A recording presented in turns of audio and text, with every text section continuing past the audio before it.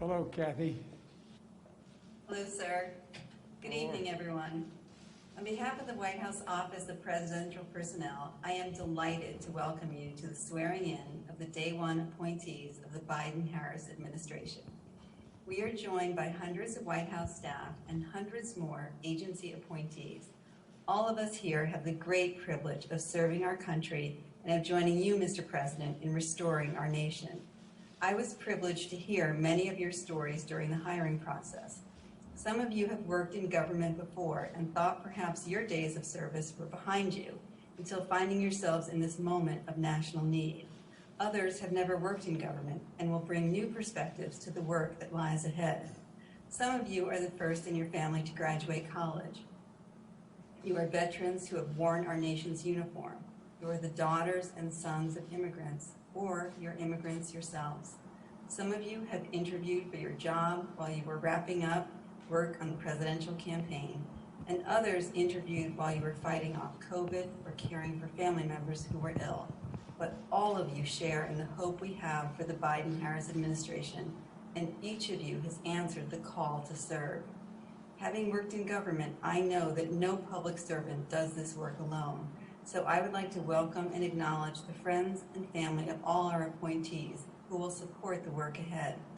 And now it is my honor and privilege to introduce a true public servant for whom I was so lucky to first work for more than 3 decades ago, who will administer the oath of office, the President of the United States. Mr. President.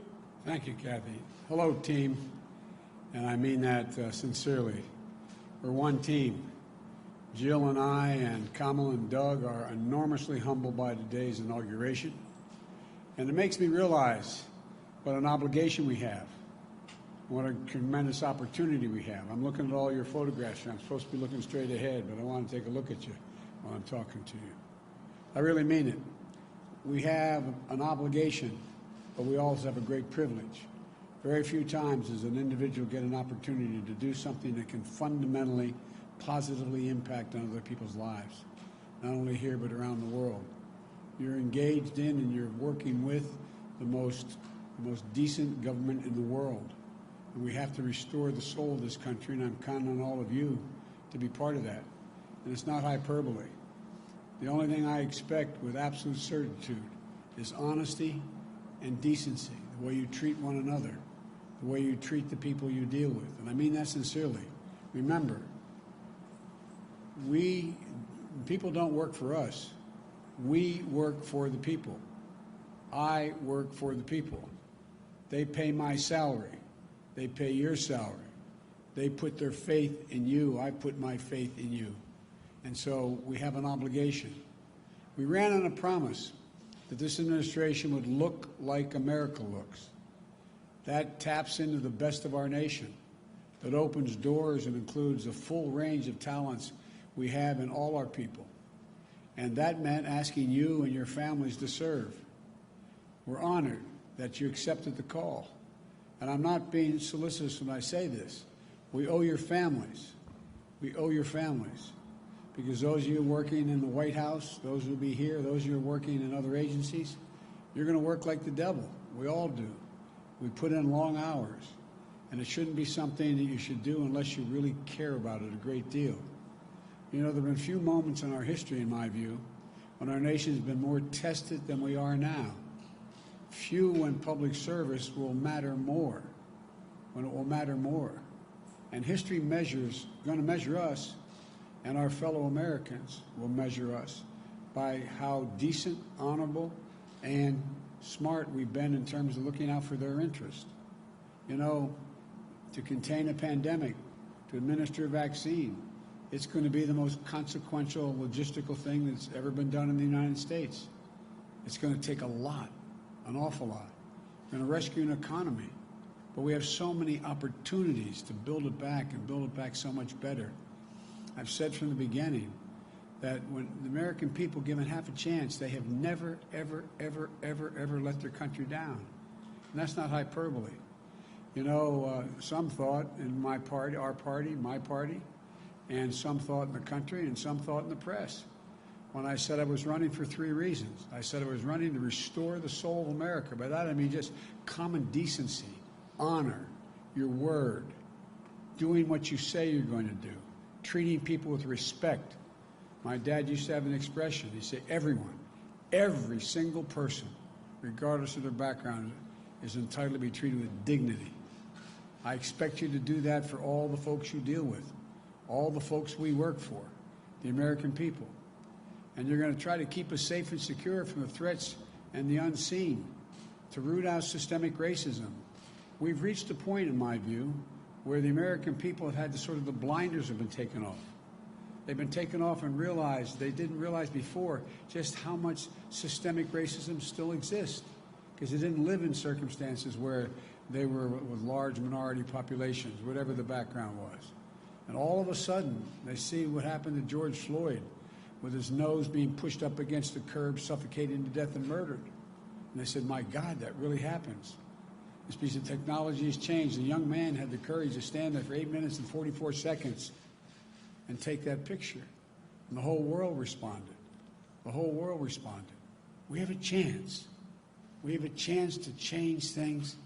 For the reason I got involved in politics when I was a kid at 26 years old, running for local office to try to change redlining. I really mean it. So you shouldn't be doing this unless you feel it. I always say a simple proposition. I trust people more who the idea and the concern starts in their gut, goes to their heart, and is able to articulate it by a good brain, rather than the person who thinks of it intellectually but never feels it. The people you can count on are the ones that starts from the gut, works their way to the heart, and have the intellectual capacity to do what needs to be done. And so, folks, we have a lot going on. We have a lot of opportunities. We can meet this existential threat of climate change. I really believe it. Again, the world has figured out, the United States has figured out, whoa, it makes a gigantic difference. Makes a gigantic difference, these unseen threats, air you can't breathe, living on fence-line communities and the like. So much more we can do. We have such an awful lot to do, but I know you. I know your heart, your dedication, your commitment to this nation.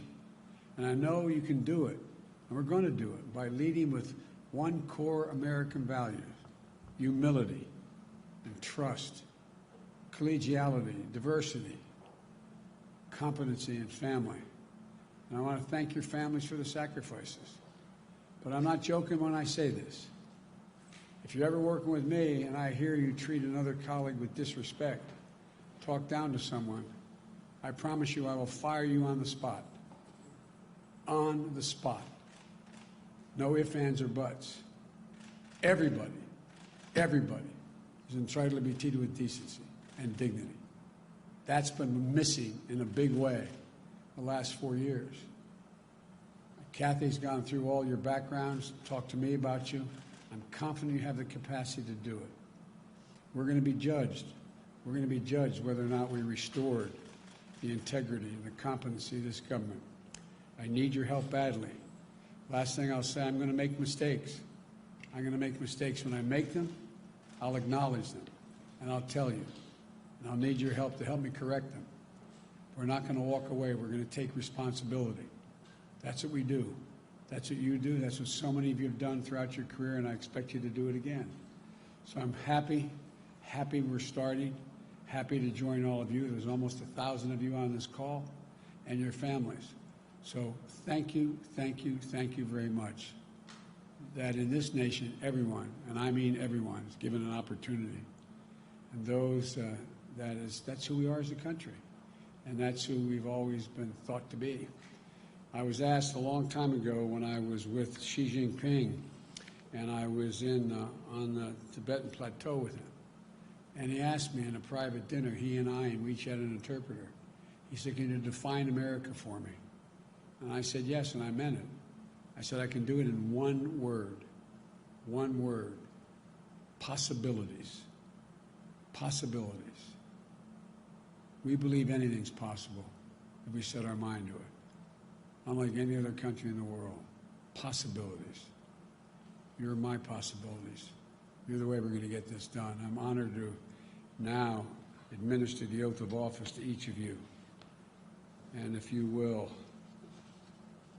raise your right hand and repeat after me. I state your name. Do solemnly swear that I will support and defend the Constitution of the United States against all enemies, foreign and domestic, that I will bear true faith and allegiance to the same, that I take this obligation freely without any mental reservation or purpose of evasion, and that I will well and faithfully discharge the duties of the office on which I am about to enter. So help me God.